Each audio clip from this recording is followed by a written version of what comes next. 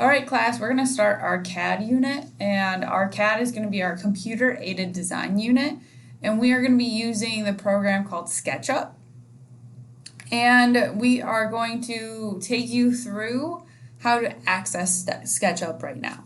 So step one is going to be going to Google Drive, because we need a place once we finish our SketchUp projects and tutorials. We're going to need a place to save them. So you're going to go to the waffle button, you're going to go Google Drive, you're going to type in new folder, and you're going to create a new folder. And I want you to title this SketchUp CAD.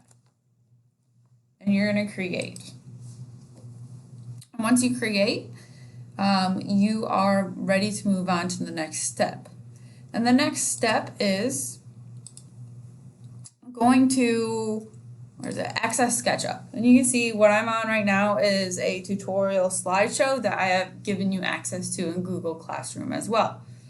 So the important thing about SketchUp is you need to link it with your Google Drive. So you're going to make sure you sign on with your Rochester Community Schools Google account.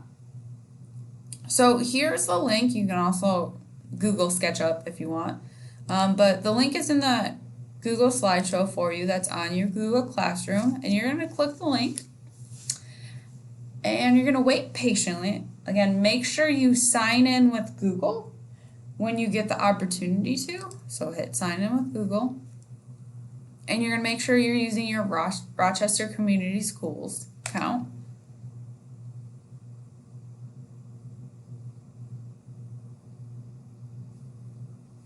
And once you get here to your home page, you're going to want to make sure your Google Drive, you can see your Google Drive folder. So when we save it to Google Drive, it's there. So make sure it's there. And then this is the screen you're going to see. And this is where we're going to begin. And if we want to title our first project, we're going to title and enter our model name, Tutorial 1.